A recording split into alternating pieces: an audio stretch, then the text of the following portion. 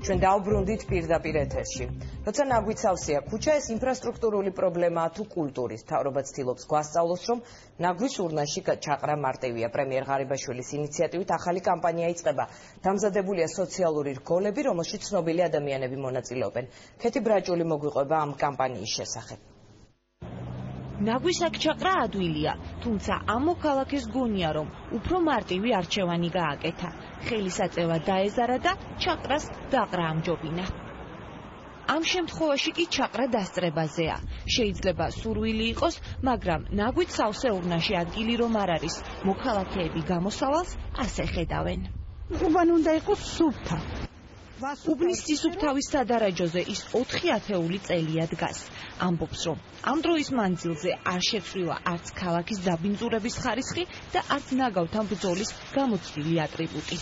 ყოველ დღე უნდა დავალაგოთ, ყოველ დღე უნდა გავასუფთავოთ, ყოველ დღე უნდა სუფთად იყოს ჩვენი უბანი. ძალიან რთულია. წავარა. რთული ამ ახალგაზრდებისთვის 11 მეტრიანიდან ნაგვის ბურთის სანაგვეში მოთავსება აღმოჩნდა. თუმცა უშედეგო პენალტმა წითელი ბარათი 11 მეტრიანების პროფესიონალისგან დაიმსახურა. ასეთი სახის ვიდეო რგოლები მომდევნო კვირიდან სატელევიზიო ბადეში აღმოჩნდება და მოსახლეობა შეახსენებს, რომ ნარჩენის ადგილი აქ არის. ვინც ჩაყრის სიმარტივეს წესად არ აქცევს, მას კანონის ენით უკვე სახელმწიფო დაელაპარაკება. პარლამენტში მეორე მოსმენისთვის ახალ ინიციატივას ამზადებენ, რომელიც ნაგვის დაყრაზე საჯარიმო სანქციებს დააწესებს.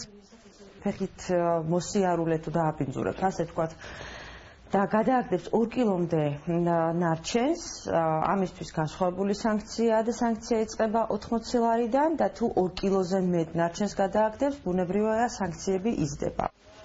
ვიდრე გარემოს დანაგვიანება დასჯადი გახდება ქალაქის სისუფთავის ხარისხი, მოქალაქეების თვითშეგნებასა და მეეზოვეების პროფესიონალიზმზე გადის.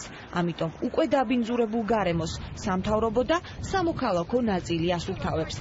აქცია დღეს ანაკლიის სანაპიროზე მოეწყო. ამასობაში კი ურნას აცდენილი ესქილა ქალაქს თუ არა რამდენიმე უბანს მაინც შემოივლის. თუ კუთვნილ ადგილს თავად ვერ იპოვის, მას გამოცდილი მეეზოვე მიაგნებს და ქალაქს კიდევ ერთი ნარჩენისგან გაათავისუფლებს.